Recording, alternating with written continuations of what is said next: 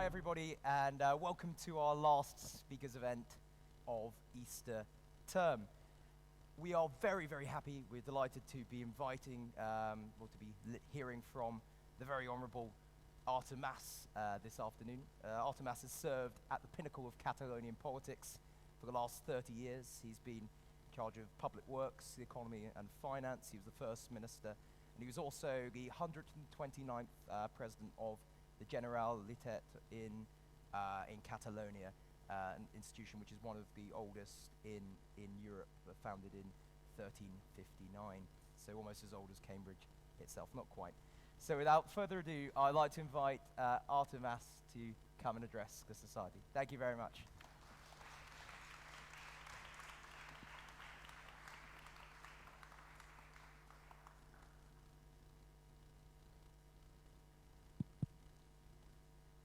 Well, thank you. Thank you for your invitation. It's a great pleasure to be here with you. Thank you for attending this speech. Let me start with an introduction, maximum 20 minutes, we said before, before the Q&A session.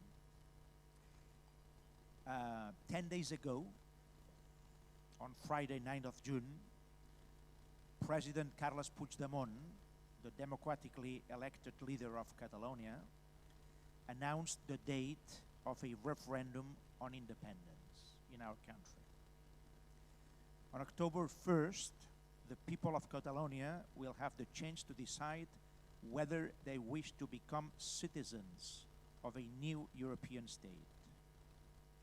If they vote yes, President Puigdemont has vowed to move forward to statehood, including launching negotiations to redefine Catalonia's relations with the European Union and the international community. So far, Spanish officials have reacted only with threats. If the referendum is held, the government in Madrid has already threatened to retaliate by suspending the autonomy that Catalonia enjoys. The fact that 80% of the citizens of Catalonia, as well as a majority of the members of the Catalan parliament, have declared their approval of the referendum apparently means nothing to Prime Minister Mariano Rajoy and most of the Spanish political establishment. They live in democratic denial. On 18 separate occasions, the Spanish authorities have refused to allow a referendum or other moves that might accommodate Catalan demands. Consider how differently London reacted to Scots' desires for a referendum on their own. The British and Scottish governments talked out their differences, and in 2012 they finally reached the Edinburgh Agreement, which set out the conditions according to which a referendum would take place. No confrontations were needed. The vote took place, and the pro-union side won thanks to the strength of its arguments, as well as the fear of uncertainty. Taking another example, many people had hoped that Spain would behave with Catalonia like Canada with Quebec. Only a bit, but it has not. During these 6 last years, we have received no serious offer of real devolution nor of a referendum. Contrary to what the UK did in 2014 with Scotland or Canada in 1980 and 1995 with Quebec, Madrid has refused to listen. One may even say that while unionist politicians in the United Kingdom try to convince the Scottish people to vote no and stay with the rest of the United Kingdom with arguments, unionist Spanish politicians don't even try to convince Catalans, but simply try to avoid that they vote. Quebec's precedent is particularly interesting because even if the Canadian government never officially accepted the referendums, Ottawa never thought for a second to use the judiciary, the police, or the suspension of the Quebec regional powers as a political weapon. On the contrary, the Union side won fairly in the ballot box. Mr. Rajoy and most of the Spanish political class have since 2012 refused to negotiate a referendum, even if all elections since then have given pro-independence and pro-referendum parties of at least 60% of the votes. Particularly since the last Catalan elections in September 2015, the Catalan parliament has an explicit pro-independence majority, with a clear mandate to celebrate a self-determination referendum and even formally declare independence if need be. On November 9th, 2014, my government organized a symbolic consultation on independence that gathered 2.3 million people to the polls. It was an amazing day, probably one of the best of my political life. Against the backdrop of Spain's government fierce opposition, the Catalan people rebelled in a peaceful manner. The Catalan people rebelled on November 9th, 2014, not by taking the streets, but by going quietly to the polling booths and giving their say on the future of our nation. For that, Spain's reaction has been to launch a judiciary process against myself and 3 of my former ministers at the time. We were prosecuted under the penal code, sent to court, accused of disobedience and breach of trust, judged and convicted of disobedience, barred from public positions for 2 years, and fined with more than 30,000 euros. We appealed to the Supreme Court, and we are now waiting for their legal sentence, although we do not have any hope of being absolved. However, mine is not the only political trial going on in Catalonia right now. Carme Forcadell, president of the Catalan government, the Catalan parliament, and her vice chairs are being prosecuted by Spanish attorney for allowing a debate on independence. Yes, allowing a debate in a parliament. Not for embezzlement, not for using physical violence, but for doing their job and allow Catalan MPs to pass a political resolution on independence. Spain justice is so politicized against the Catalan pro-independence movement that there is a pro-Indy town councillor who is being judged on the ground that he said that in order to do an omelette, first you need to break the eggs in a plenary session of his town. As he refused to appear in the court, the Spanish police brought him to Madrid handcuffed in a 6-hour trip. The fact is that lacking ideas and the will to negotiate a political solution, the Spanish government, led by President Rajoy, uses judiciary and the deep state against Catalan pro-independence politicians. Spain's responses to the referendum campaign have shown that its judiciary and police apparatus are still directly controlled by the government and bent to its will if needed. Instead of seeking compromise as London did with Scotland, Madrid has abandoned any attempt to persuade the Catalans to remain Spanish. On the contrary, Madrid is searching for ways to force the Catalan people to remain in Spain, if need be, against their will. Elpidio Silva, a former Spanish judge testifying to the Catalan parliament a few weeks ago, put it in terms that many Catalans would agree with. He said, Spain is behaving like an authoritarian regime. What is sure that Mr. Rajoy doesn't know who Montesquieu is and what does it mean, the concept of separation of powers. Catalan discontent has much to do with the recent scandal dubbed Operation Catalonia. 1 year ago, journalists revealed that the Spanish police were conducting a covert operation to smear Catalan pro-independence politicians. Their newspaper published the text and audio of a conversation in which Jorge Fernández Díaz, who served as Spain's interior minister between 2011 and 2016, discussed a dirty tricks campaign to discredit the referendum movement. He spoke of manipulating prosecutors, collecting false information about Catalan leaders, and generally using the Spanish police and the judiciary system to undermine the Catalan independence process. All this in tacit cooperation with Madrid-based newspapers. Mr. Rajoy, the Prime Minister, appears to have been fully informed. According to a report by the newspaper Público, the campaign was coordinated by his Chief of Staff, Jorge Moragas. Needless to say, Mr. Rajoy and his colleagues have strenuously denied any involvement in the case. As I said before, taking into account all this, Carles Puigdemont, current president of Catalonia, has committed our government to organize a binding independence referendum on October 1st this year. By doing so, he fulfills the mandate of the Catalan Parliament, a chamber with an absolute majority of MPs in favor of a referendum on independence.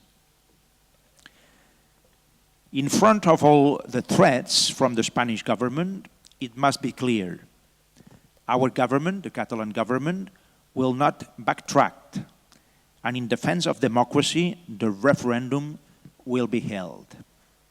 The threat of force to stop the referendum is a disgrace for Spain, Europe, and the Western world.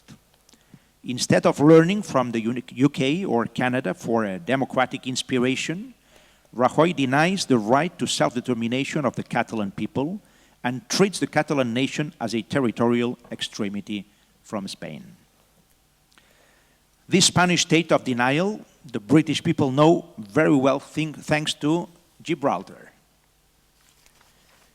There, the Spanish government keeps boycotting the people from Gibraltar in their daily life, keep calling for the unification of Gibraltar with Spain, and consistently deny the will of 96% of the people who voted to remain part of the United Kingdom. The behavior of Spain, consistent from Gibraltar to Catalonia, is deeply troubling from a democratic and European point of view. Mr. Rajoy will not offer anything worth the name to the Catalan people, but some may wonder why other political forces in Spain are not able to offer a federal reform that may be acceptable to Catalonia. The answer is plain and simple. There is a huge gap in preferences between the rest of Spain and Catalonia. While in Catalonia and the Basque Country, located in the north of Spain, consistently all polls give between 2/3 and 80% of support for a self-determination or a federal state. The figures for the rest of Spain are dismaying. According to Spain's official pollster, no region, apart from Catalonia and the Basque Country, has 20% of its population supporting a federal solution for the state. Can Catalans force the rest of Spain to become federalized? I think that would be very unwise. In Catalonia, we respect the Brexit decision and referendum. We praise the democratic spirit of the United Kingdom, politicians who dared to ask the people what kind of relation wanted to have with the rest of the European Union. However, as committed pro-European, we are mildly disappointed to see how the United Kingdom, one of the more liberal-minded and democratic countries in the European Union, leaves the club.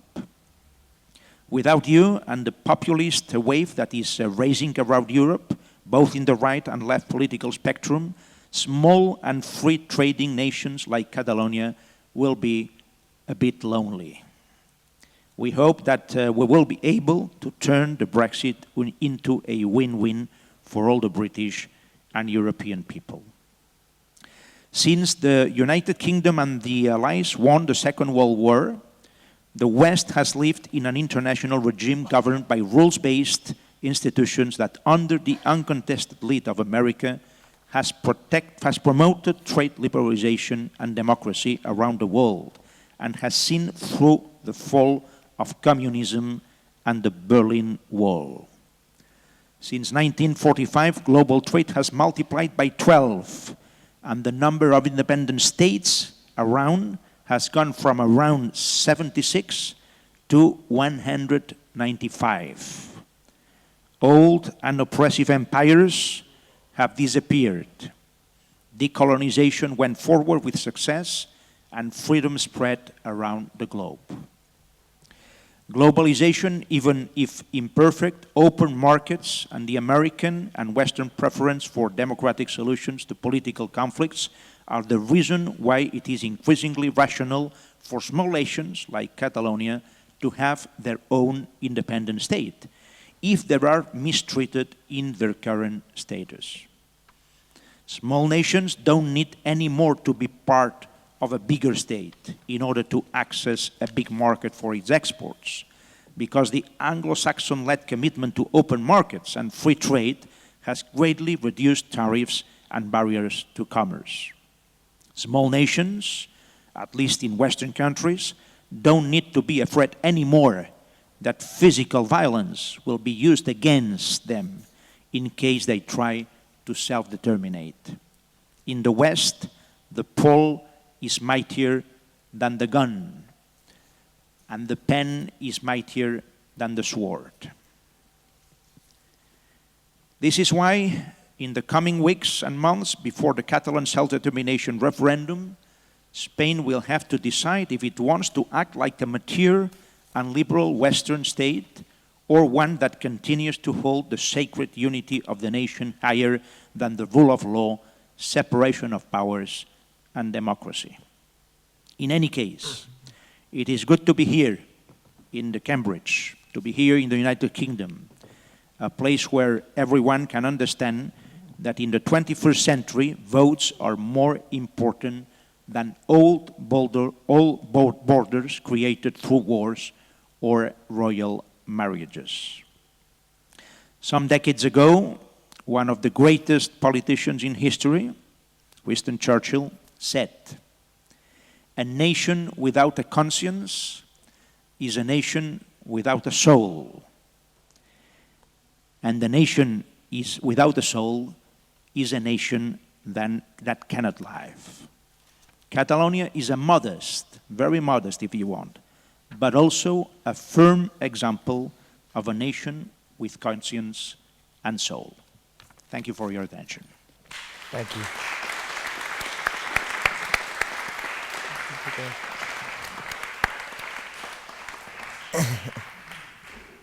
Thank you very much, Mr. Mas, for that fascinating speech. So I'm going to start with 2 or 3 questions, and then we'll open the floor to everyone here. So take the next few minutes to think up some questions so we can have a really good conversation a bit later on. So I'm just going to start with the referendum, which is due to be held in October itself. So you said there was one in 2014, and you also said that our government won't backtrack on that particular democratic course. I'm just wondering what will happen after October. So if we keep having these referenda, it seems to me there's a bit of an impasse between Barcelona and Madrid. Is there any likelihood of a solution there at all? I don't know. Well, thank you for your question. I would say that 2 things can happen just after the 1st of October. If the referendum is held, as we are determined to do, and as it happened in Scotland 3 years ago, the no vote can win. If the no vote wins, then the game is over for people in favor of independence.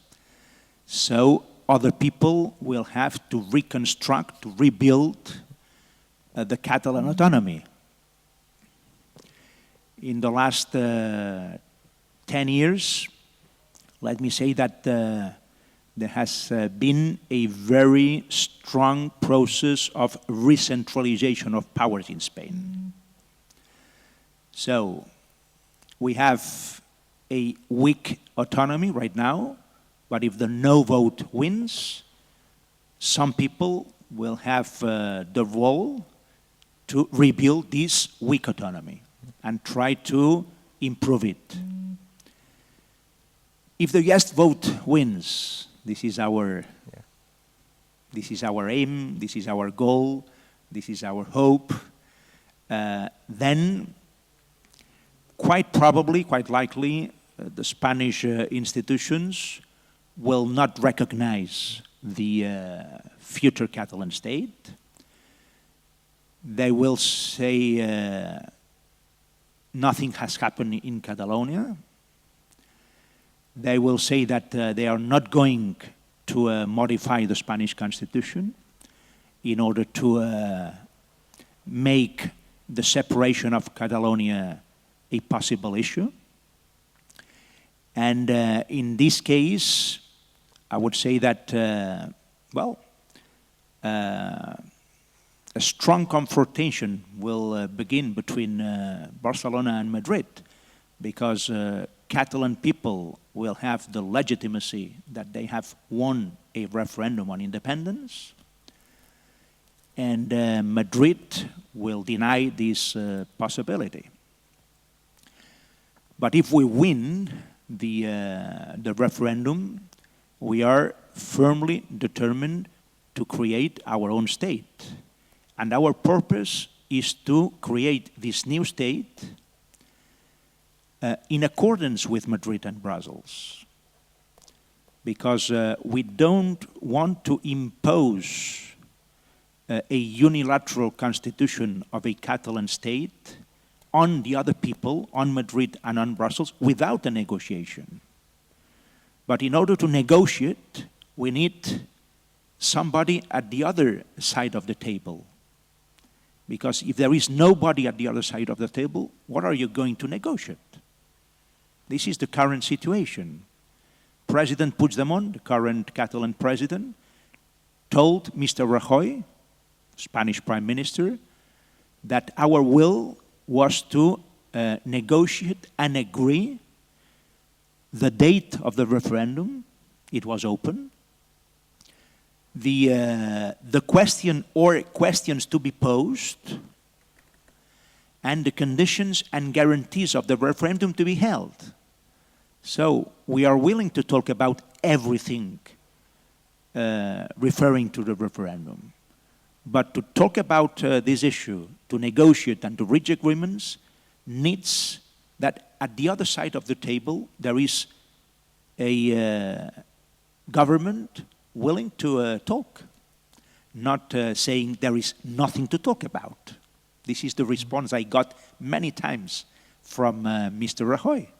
There is nothing to talk about it. There is nothing to talk about this issue. And my analysis was, if we have an absolute majority in the Catalan parliament and 5 huge demonstrations in the streets of Barcelona with more than 1.5 million people, democratically speaking, there is nothing to talk about. Do you see that changing at all? So with Rajoy and... I don't think so, unfortunately, because I would prefer to answer your question saying there is always an open door, there is always an open window to talk, to negotiate, to reach agreements. This is, as I said before, our aim. This is our goal, our commitment to. But it is not the current attitude of the central institutions in Madrid. In fact, that they are saying that not only that there is nothing to talk about, but that the referendum is not going to take place. This is what they say. And they threaten all the people involved in the referendum to be punished, to be barred from public positions, to be prosecuted, to be judged under the penal code. This is the reaction. This is the reaction in Madrid right now. Yeah. If things change, we will be the first to be there and talk about the terms of an agreed referendum. This is why, during my introduction, I put a special emphasis on the example of Scotland and the United Kingdom, and Quebec and Canada, because in both occasions there was an agreement. There was an agreement in order to let people vote and let people decide their own political future. Yeah, on that comparison, especially with Scotland, you referred to negotiations with both Madrid and Brussels. Obviously, there is the issue if Catalonia does leave Spain, there might be complications with re-entry to the EU. For example, if a London government wanted to prevent a further Scottish referendum. What's your take on that? Well, there is a big discussion about this issue. It is quite logical because there are not written arguments in favor of or against the remaining of a nation that still belongs to the European Union because it belongs to a state that is member of the European Union. This is the case of Catalonia. Catalonia is right now a part of Spain, so Spain is a member of the European Union. Okay, we are also members of the European Union since 1986. So, Catalan people have the rights as European citizens. We have implemented the European regulations since the beginning, so for more than 3 decades. And a very important issue, Catalonia has been net contributor to the European Union since the beginning. You know that Spain has received a lot of money from Europe, from the European Union. It was quite logical because Spain was a less developed country comparing it with the average of the Union some decades ago. But within Spain, Catalonia has always been net contributor to the European Union. So the question is, what is going to happen if Catalonia reaches its independence and we constitute or we create a new Catalan state? Well, there are no written regulations. This is something that was not foreseen by the people, by the countries that signed the agreements and the treaties. So a specific solution should be implemented in this case. Our theory is that the European Union will try not to defend the process of Catalonia to independence, because we are an additional problem on the table, and they have a lot of problems. One of them, the negotiations for the Brexit. But if they realize that the creation of the new Catalan state is a real fact, then the initial reluctance will turn into pragmatic acceptation. And let me insist on the issue. Our purpose as Catalans is to remain in the European Union. our situation is a bit different from the situation in the United Kingdom, or in some parts of the United Kingdom, because the majority of the Catalan people are willing to remain in the European Union. So the question would be, a country that wants to remain is going to be sent out? And the damage on the economic affairs will be ignored? Why? Because we aspire to have the same status of power than other countries like Catalonia have, for instance, Austria or Denmark or Finland. So countries quite similar to Catalonia, same population, same size, similar economies. Why? Thank you very much. And one more question from me, a short one. When I was looking through and trying to get my head a little bit around the Catalonian issue, I was slightly confused about how the system of government works in Catalonia at the moment. So I saw you've been president of the Generalitat, which we said was a very ancient and venerable institution in Barcelona. But you've also been the president. Could you just quickly sketch for us, and mainly for my benefit, just briefly how it works? Yeah, let me try in a couple of minutes. The institution I presided over for 5 years was, as you said in the introduction, was founded in 1359. So it is one of the oldest alive institutions in Europe.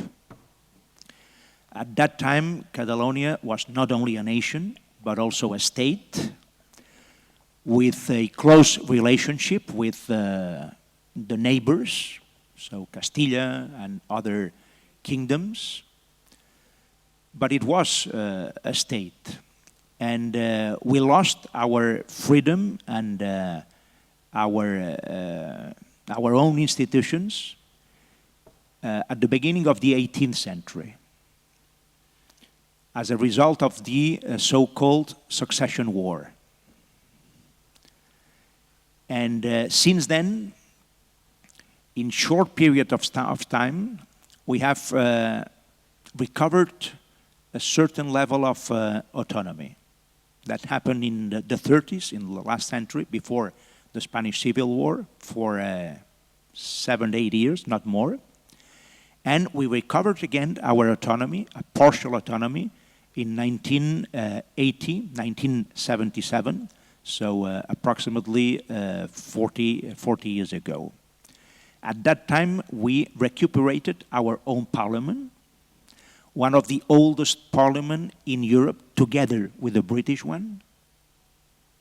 We recuperated our parliament at the beginning of the 80s, and since then we have been developing our autonomy,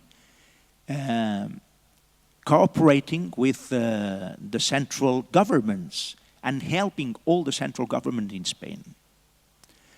But at the beginning of this century, there was a process of recentralization of powers in Madrid. We tried to develop a new statute of autonomy. We did so. I personally got involved in this negotiation, although at the time I was chief of the opposition in the Catalan parliament. I negotiated with President Zapatero at that time, the leader of the Socialist Spanish Party, and we reached an agreement. And the Statute of Autonomy in 2006 was approved by both chambers in Madrid, Congreso de los Diputados and Senate, by an absolute majority, sent back to Catalonia, and again approved through a specific referendum in Catalonia, with 74% of the votes, of the yes votes. But in 2010, 4 years after that, the Spanish Constitutional Court struck down the most important and principal articles of the Statute of Autonomy that had been previously approved by a referendum in Catalonia, and agreed between the Catalan Parliament and the Spanish Parliament. And that was the end of our autonomy. That was the end. Because if the Constitutional Court hadn't struck down this Statute of Autonomy, right now we would be developing our autonomy. But if the, com es diu l'àrbitre? The referee? L'àrbitre. If the referee tells you that according to their opinion and the interpretation they make of the Constitution, your aspirations are not covered by this Constitution, the message they are sending you is there is no way for developing your autonomy within the constitutional Spanish framework. This is the message they are sending you. And this is the message we got 7 years ago. And this is why a lot of people in Catalonia changed their mind, and instead of pushing for developing our autonomy, they tried another way and asked the politicians to change the way and to imagine another possible scenario. Perfect. Thank you very much. I'm going to open now to the floor. So if anyone has any questions, please put up your hand, and I'll get great, lots of questions. So I'll start from down on this side here, and then I'll work our way along. Yeah, it should do. So you spoke in your introduction about the comparison between Scotland and Catalonia, and obviously there is a solidarity there, and both have been badly treated by London and by Madrid in terms of successive election of Tory governments that Scotland didn't vote for, and even like during the dictatorship in Spain. But I'm interested in how limited that comparison is, because I think there's important differences in the feeling between London and Edinburgh and Madrid and Barcelona in terms of, I think the feeling in the UK is very much that most people can see that Scotland's got quite a bad deal, whereas I sense, I don't know, this is my question, that there's a feeling in Spain that Catalonia is much richer than other parts of Spain, and that there's a certain element of snobbery, which I just don't think really comes into the debate between Edinburgh and London. I'm just wondering how limited you think that comparison is. Well, of course, there are some similarities between Scotland and Catalonia, but there are also differences. One of the differences is the one you said. I don't remember the exact figures in the case of Scotland, but they are probably at the average of the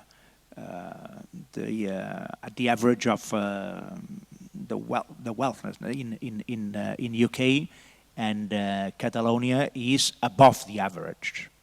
Catalonia is clearly above the average, but Catalonia is not the same. Catalonia is not the same case as the Padania in Italy. If you look at the northern regions of Italy, they are also asking for autonomy, even independence, but only for economic reasons. Only. They want to keep their money. I want my money back. This is the message they usually send to Rome. But this is not the case of Catalonia. In Catalonia, there are, of course, economic reasons.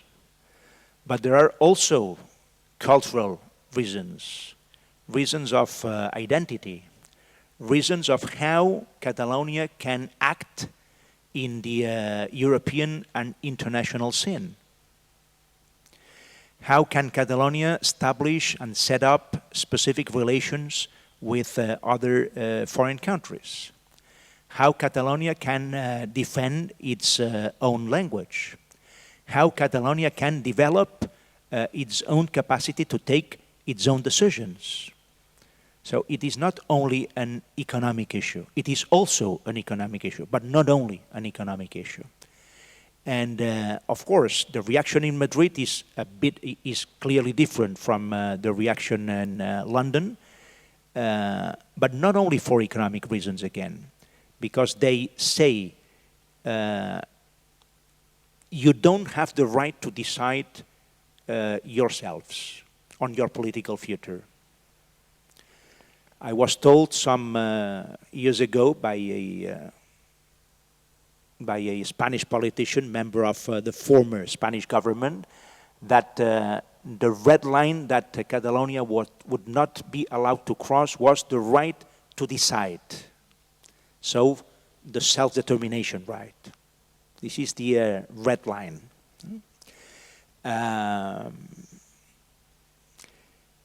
If Madrid accepted to talk about the terms of a referendum on independence, believe me, we would be able and we would be willing to talk about economic issues. Because if the consequence of the Catalan referendum would be to make sure that the less developed Spanish regions would need economic help in the future, this is something that could be put on the table. I wouldn't say that in Catalonia a lot of people would not accept this kind of negotiation. Don't forget that if you analyze the social structure of Catalonia, and not only the social structure, but also the demographic structure of the country, 70% of the people living in Catalonia have a non-Catalan origin. If you take into account the parents or the grandparents of these people. So it is a very mixed, population, a very mixed society. So a lot of these people came from Spain decades ago. So they have sentimental ties and links with the rest of Spain, apart from economic interest. This is why I say that wouldn't be the main issue. If Catalonia had to make sure that the rest of Spain could obtain some economic aid from Catalonia, that would not be the problem. Perfect. Thank you very much. Any more questions? So I'll go to the guy on the pink shirt there. Just wait for a microphone to get to you. Thank you. I would like to ask 100 things, but I know we don't have time for that. First, I would like to ask you, why do you think the autodetermination right is in Catalonia and not, for example, in provinces or in city councils? If in the referendum in October, for example, the province of Tarragona voted for a main, why can't Tarragona stay in Spain while Catalonia becoming an independent state? And also, I would like to ask you, you said that there is no case in the European Union laws about a country becoming independent from an actual member state, but there is actually a resolution from the Committee of the Regions talking about when a country becomes independent from a member, and they say that Catalonia, in this case, would have to apply again for membership. And this is addressed specifically to Catalonian situation, so I don't understand why you say that there is no law about that. Okay. Thank you. Okay. Thank you. Let me try to answer your questions, your two questions. The first one, well, if you are a nation, you have the right to decide your political future. What does being a nation mean? What is a nation and what is not? Yeah. What is a nation? A nation why is only Catalonia, not Catalonia, and the French, I think is the name, in Aragon? Why is not Catalonia? They also have the right to decide their own. Why is not the whole Spain? Why is that a nation or not? I don't get that. Well, there are many reasons. Historical reasons. Catalonia has always been a nation from the historical point of view. It is not only a province or a region. If you consider yourself a province or a region, well, it's okay. But if you consider yourself a nation, you are a nation. if you have your cultural identity, your own language, your defined territory, and above all, the will to be a nation. If you ask the people in Catalonia if they consider Catalonia a nation, the answer will be, yes, we are a nation. So there is a current will in this sense. If you ask other regions, if they, in Spain, for instance, if they are a nation, the answer will be no, because they feel that their nation is Spain. So how can you go against the will of people? But you put on the table a specific case. Imagine that there is a local community within Catalonia in the same circumstances. Let's analyze this point, because this is a very interesting point. And this point is solved in Catalonia. Yeah. This is the example I was going to put on the table. Exactly this example. There is only one specific political, cultural, and linguistic situation in Catalonia in this sense. And the territory is La Vall d'Aran. In the law, in the specific law of La Vall d'Aran, this very small piece of land, because we are talking about 8,000 people.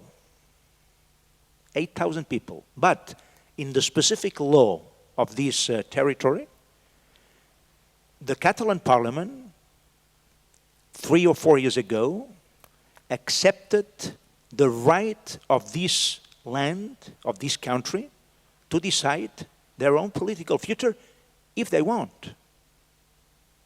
Imagine that we had the same situation in Spain in relationship with Catalonia. That would be okay if in Spain they accepted the right to decide our own political future, would be okay. Another completely different story is if you have the right and you decide to take the decision or not. You are free, but you have the right. So the people in La Vall d'Aran have the right, according to a law passed in the Catalan parliament. But Catalonia hasn't the right, although the immense majority of, the broad majority of the Catalan people define Catalonia as a nation. Catalans define themselves as both Catalan and Spanish. Yeah, And but most people in Catalonia speak Spanish as their main language. But if Can you- we consider that Spain is a nation? But if That you includes no, but if you Catalonia have within? but if you have the right to decide your own political future, and you feel as Spanish as Catalan, and you decide to vote no, you have the right. And if the no vote is bigger than the yes vote, you have won, and I have lost. But that's democracy. And Spain is a nation. Of course, Spain is a nation. Of course, Spain is a nation. But maybe it is a nation without the majority of the Catalan people. And maybe it is a nation without the majority of the Basque people. If you don't ask people, you never know. If you deny people this right, you are taking this country over. But you are not respecting democracy. We're going to have to quickly move on to some other. And Sorry. the second question was, in the European scenario, you said. Yeah, let me, linking with the question you posed me a few minutes ago, if Spain doesn't accept the creation of the Catalan state after the referendum, then Catalonia will remain as a European member. Because no. I say, if Spain doesn't accept the independence of Catalonia, the result is that Catalonia will be member of the European Union. Because the only way to try to send Catalonia out of the European Union, the only way is the acceptance of Catalonia as a new independent country, even by Spain.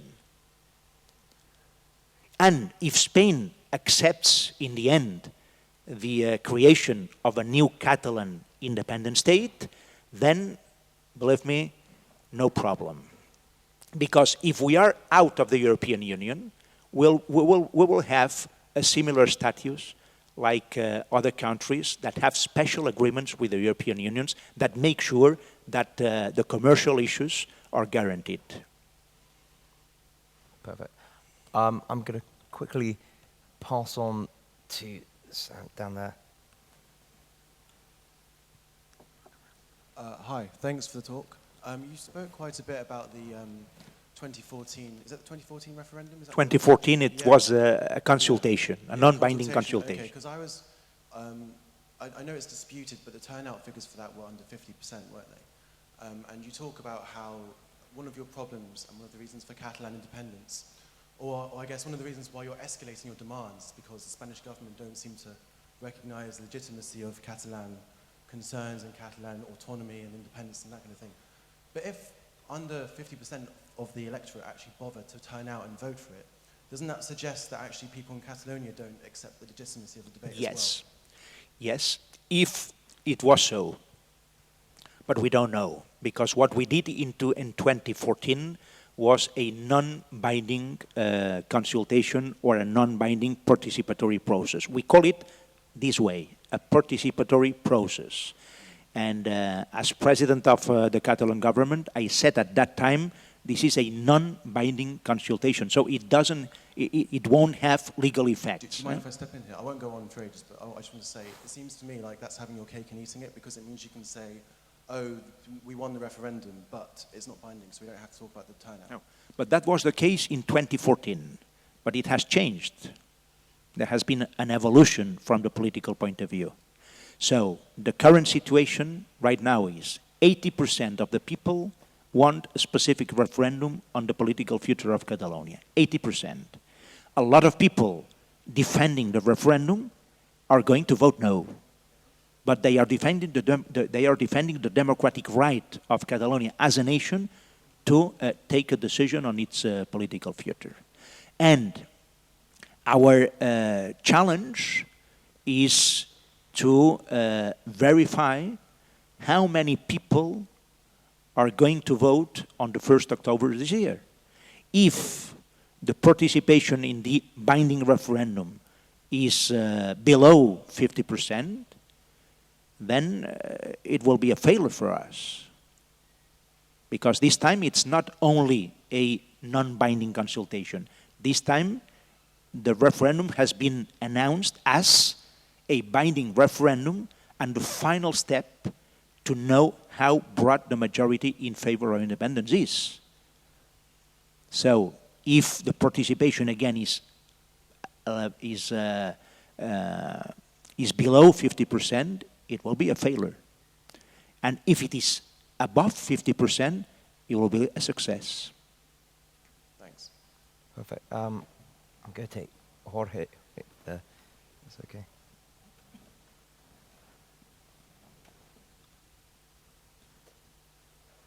So, you haven't compared Catalonia to another region that has also discussed independence in Spain, being the Basque Country. Yeah. And the Basque Country itself is similar to Catalonia, having its own culture and language. So there are two questions in comparing Catalonia and the Basque Country and the process they had in previous years to try and become independent. So in negotiating an independence with Spain, in case of failure, would you be willing to agree to an economic concert, such as the one in the Basque Country and the Fueros in Navarra, to gain more independence, yet remain part of Spain and the EU? And another question that was raised was the official languages of this new state.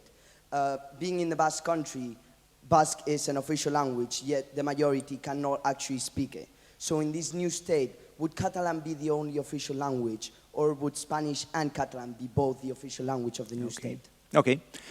When I took office 7 years ago, at the end of 2010, the first thing I did was to agree with other Catalan political forces what we called a fiscal pact. And the fiscal pact was inspired in the model of in the financial model of the Basque Country and Navarra. I went to Madrid. I didn't talk about a referendum or about self-determination or about a new Catalan state or about independence. I just put on the table the issue of the fiscal pact, with a broad majority in the Catalan parliament in favor of this goal. When I say a broad majority, I'm talking about more than 70% of the political parties in favor of this specific goal. But the reaction in Madrid, first from the Socialist Party, and just after from the Popular Party, the reaction was, this is impossible to deal with. There is no possibility to reach this kind of agreement, so forget it, and Catalonia will have to remain within the common financial framework that includes 15 other regions except the Basque Country and Navarra. That was the answer. But would you be willing to try again, seeing that the political spectrum of Spain has changed with the inclusion of parties like Podemos and the idea of a more federal state from part of the PSOE? In my opinion, in my modest opinion, and according to my long experience in Spanish politics, there is no way to negotiate a fiscal agreement for Catalonia in the way that the Basque Country has. There is no way. Theoretically, that could be a good solution. This is why we put it on the table 7 years ago. But the reaction is awful, you know. The reaction is awful. Nobody really defends this possibility. Podemos is in favor of a referendum on the political future of Catalonia, but against the fiscal pact, because they consider it a privilege.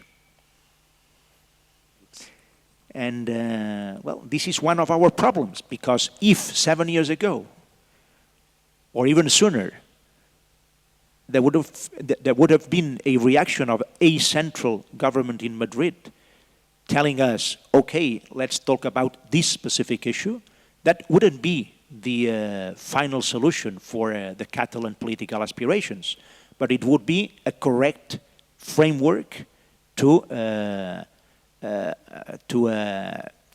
be on speaking terms.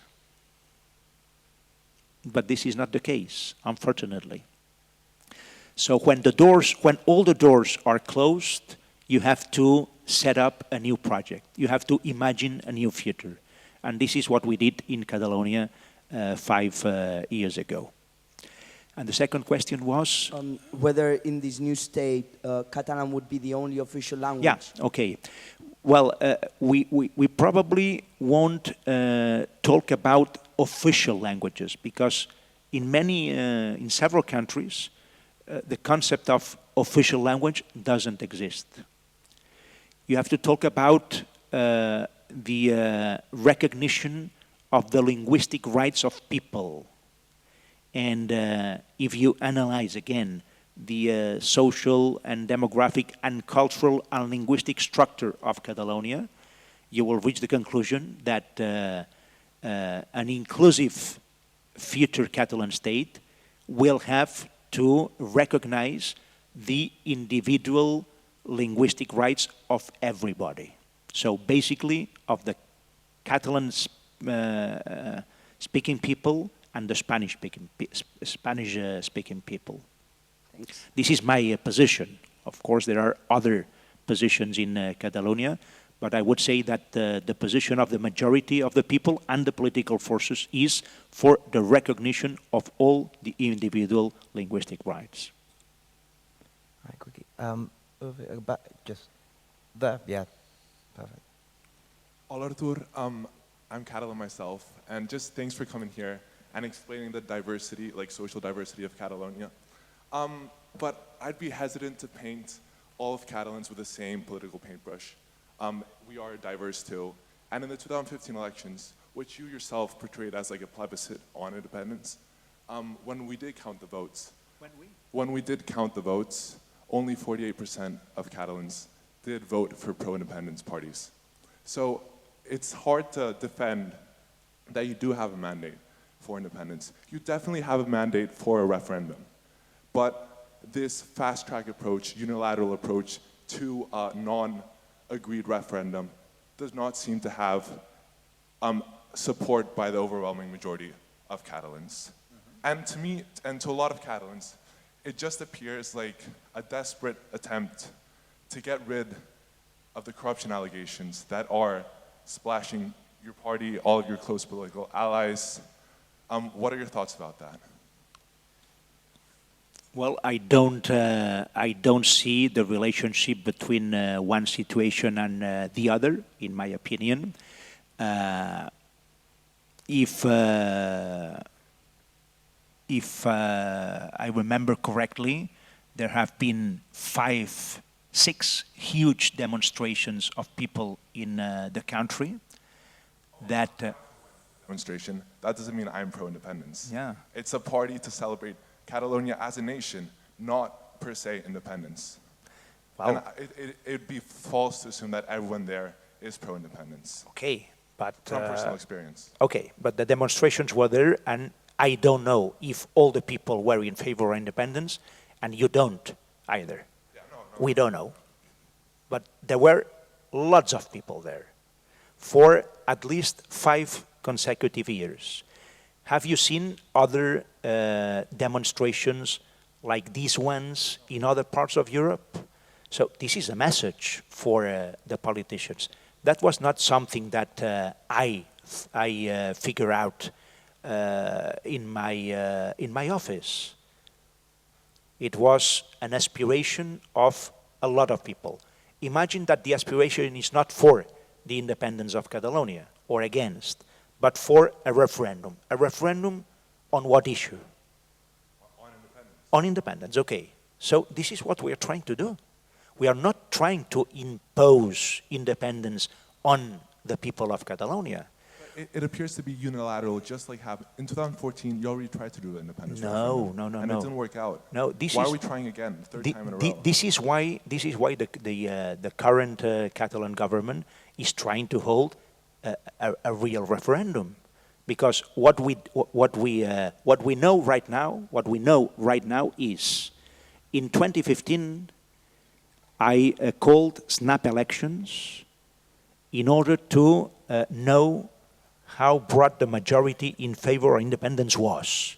And the issue was very clear. We are going to form a new Catalan parliament. What was the result of those elections? Yeah, I'm going to explain it. We are going to count votes. We are going to count MPs. No. Give it a second. Let me remind what I said at that time. Not what you are saying now, what I said at that time. I said, the only way we have from the legal point of view to know how broad the majority in favor of independence is to hold specific elections to the Catalan parliament. This is the only way from the legal point of view. This is why I called snap elections. And the issue was people in favor of independence, people against. Okay. Because we had to hold elections, it was very difficult to count only votes, because if you constitute a parliament, you have to count MPs. The parliament is composed of MPs. So we counted MPs, and the result, the outcome was 72% MPs, absolute majority, in favor of independence, 63 against independence. That was the outcome. And if you want to count votes, although we are talking about elections, 48% of the votes were in favor of independence and 39 against. 39, not 52. 39, because there was, as you know, a specific political party around the mayor, the new mayor of Barcelona, and Podemos, and so on. And these people said, we don't want to be counted in the yes vote and the no vote. So we are neutral from this point of view. We are for the referendum, but we don't want to define ourselves on the issue of independence. This is what they said. So what do you have right now? You have a parliament with an absolute majority in favor of independence, but a parliament, excuse me, but a vote that didn't go above 50%. So, because we haven't demonstrated that we have more than 50% of the population, not the MPs, in favor of independence, this is why the current Catalan government is trying to hold a real, new, and binding referendum. If you're against independence, you can vote no. If you are in favor, you can vote yes. And we are going to see if we have enough participation of people, first challenge, and if there is enough participation of people, if the yes vote wins or loses. The other problems that some political parties have, okay, these are some problems, but these problems are the excuse to drive the project we are working on.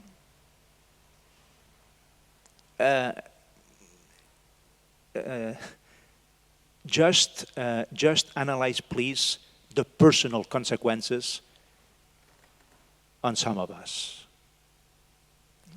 If you analyze what has happened in our country in the last few months, trials. No, trials. In my case, trial under the penal code, as I said, prosecuted by the Spanish general attorney, judged, convicted of disobedience, barred from public positions. I cannot participate in an electoral list. And what was my mistake? To hold a non-binding participatory process with 2.3 million people going to the polling stations. So we only have about 5 minutes or so left. So what I'm going to do is I'm going to quickly take those three questions together around here. So to and David as well. And if I could ask Artur just to try and answer them as a sort of a group. Sorry that we didn't get a chance to see everyone around here, but I'm sure there'll be a tiny bit of time at the end. So could I quickly grab those three as a sort of a trio? Hello, thank you for coming. The Pujol scandal, amongst others, raised proof of corruption within the Catalonian government, and it showed that not just in Catalonia, but across Spain, there are high levels of corruption. How do you think and how do you plan on tackling corruption, and how do you think this has affected the independence movements? Okay, so the issue about corruption there. Yeah, just in the long run, do you think that there's a risk that this type of separatist nationalism is self-defeating? Because you take the example of Scotland, there's a referendum, but it doesn't just polarize Scotland from the rest of the UK, it polarizes Scots themselves, and the referendum campaign was so divisive there. You look at Canada, they had 2 referendums, and now the Parti Québécois is in the doldrums. There doesn't look like there's going to be a chance to get independence, and the whole point of nationalism surely is to unite a nation to achieve an independent state, but in so doing, you're actually dividing a nation, and that actually reduces support for that independence that you're trying to achieve. And the examples that you've used to compare Catalonia with, so Quebec and Scotland, actually might show that this might be a self-defeating project in the end. Just wondered what you thought about that. Last question. So, my question is actually very similar to the last one. I'm Canadian. I grew up in Ottawa, which is on the border between Ontario and Quebec, as I'm sure you're aware. And I think your characterization of Quebec politics is reasonably accurate. I mean, even though the 1995 referendum was lost by 0.2%, it established that Quebec was very much part of Canada, and that it independence. Later on, about a decade and a half later, they said that Quebec is indeed a nation within a nation. But it was an incredibly emotional and very tiring process for Canada. And it established, some political scientists call it constitutional fatigue, having these, not just the referendums, but also the accords, such as Meech Lake, which drove these movements. And I suppose my question to you is that, as this gentleman just mentioned, the Parti Québécois, when they brought in a high-profile supporter who said "Vive le Québec libre," the PQ died because there's just not simply the support for independence in Quebec. And so I suppose my question is, could constitutional fatigue set in Catalonia to the extent that once the referendum happens, if, say, the vote is no, we want to remain part of Spain, will there be another referendum until independence is achieved, or will it be accepted at that point? Thank you. So I think two questions around one theme, which was the sort of the comparison, the sort of constitutional fatigue aspect and the sort of emotional burden which comes about regarding independence movements within countries, with a specific twist on Scotland and Canada, and then the other one on corruption issues. Okay. Well, the question was corruption can affect the process in favor of independence. I don't think so. I don't think so. There are cases of corruption in Spain. There are cases of corruption in Catalonia. But I would say that the majority of the Catalan people want to overcome this specific situation of corruption and try to build a new but basically a better country, also in this area, also in this sense. Don't forget that the majority of these cases of corruption appeared some years ago, or many years ago, and they are being judged right now. But a lot of things have changed. For instance, the legal regulations about the financing of political parties in Spain have evolved a lot in the last 5-6 years. And right now, it is much more difficult for political parties to obtain private money. It was quite easy, it was legal, but right now, I would say that it is, with the passing of the time, more and more difficult to obtain this private money. So,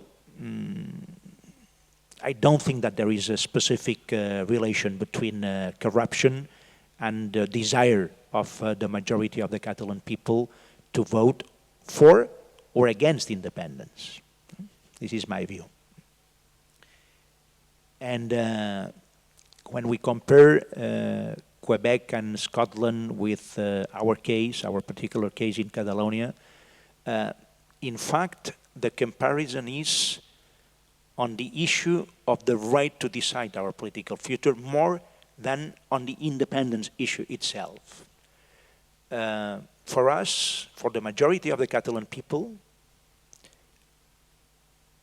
it is more important the recognition of the right to decide our political future than the independence itself. Because the right to decide our political future, the right for self-determination, this is a democratic right. But to be independent or not is a choice. So what we are claiming for, what we are demanding, is the right, the democratic right to decide on our political future. This is, I would say, the backbone of our claim. And we know that there are a lot of people in Catalonia against independence. But we don't know if the people in favor are majority or not. And this is what we want to find out. This is exactly what we want to find out. And in Quebec, they had two occasions to find it out. And as you said, in the second occasion, they were very close to be a majority of people in favor of independence. But they failed. People in favor of independence failed, and they democratically accepted the outcome of the referendum, and no new referendum has taken place since then. I was in Quebec as a Catalan First Minister in 2002, and I had a meeting with the Quebecois Prime Minister Bernard Landry. And my innocent question was, well, you were about to win your last referendum in 1995. When are you going to hold your new referendum on independence?